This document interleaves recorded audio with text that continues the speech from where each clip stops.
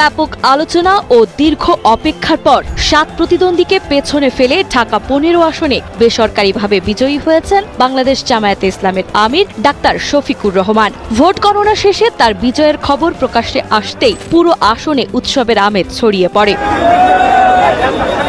ঢাকা ১৫ আসনের এবারের নির্বাচন ছিল দেশের অন্যতম আলোচিত ও গুরুত্বপূর্ণ আসন।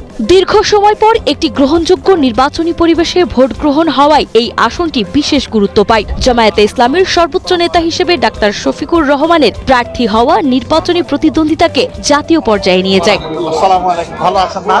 তার বিপরীতে শক্ত প্রতিদ্বন্দ্বী হিসেবে মাঠে ছিলেন বিএনপির মনোনীত প্রার্থী শফিকুল ইসলাম খান মিল্টন। পাশাপাশি আরো ৬ দলের প্রার্থীর অংশগ্রহণে এই আসনের নির্বাচন তীব্র প্রতিযোগিতায় রূপ নেয়। প্রচার থেকে শুরু করে ভোট গ্রহণ পর্যন্ত পুরো সময়টা জুড়েই ঢাকা ১৫ আসন ছিল রাজনৈতিক আলোচনার কেন্দ্রবিন্দুতে।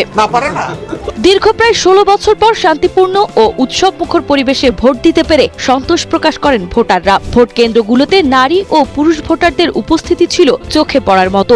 সার্বিক আইন শৃঙ্খলা পরিস্থিতি নিয়ন্ত্রণে থাকায় ভোটাররা নির্বিঘ্নে ভোটাধিকার প্রয়োগ করতে সক্ষম হন। ঢাকা ১৫ আসনে বিএনপির তুলনামূলক নবীন প্রার্থীর বিপক্ষে জামায়াতের শীর্ষ নেতা হিসেবে ডাক্তার শফিকুর রহমানের বিজয় অনেকটাই প্রত্যাশিত ছিল। টানটান উত্তেজনা, ব্যাপক আলোচনা ও দীর্ঘ অপেক্ষার পর ৭ প্রতিদ্বন্দ্বীকে পেছনে ফেলে ঢাকা ১৫ আসনে বেসরকারিভাবে বিজয়ী হয়েছেন বাংলাদেশ জামায়াতে ইসলামের আমির ডাক্তার শফিকুর রহমান। ভোট গণনা শেষে তার বিজয়ের খবর প্রকাশ্যে আসতেই পুরো আসনে উৎসবের আমেজ ছড়িয়ে পড়ে। ঢাকা ১৫ আসনের এবারের নির্বাচন ছিল দেশের অন্যতম আলোচিত ও গুরুত্বপূর্ণ আসন।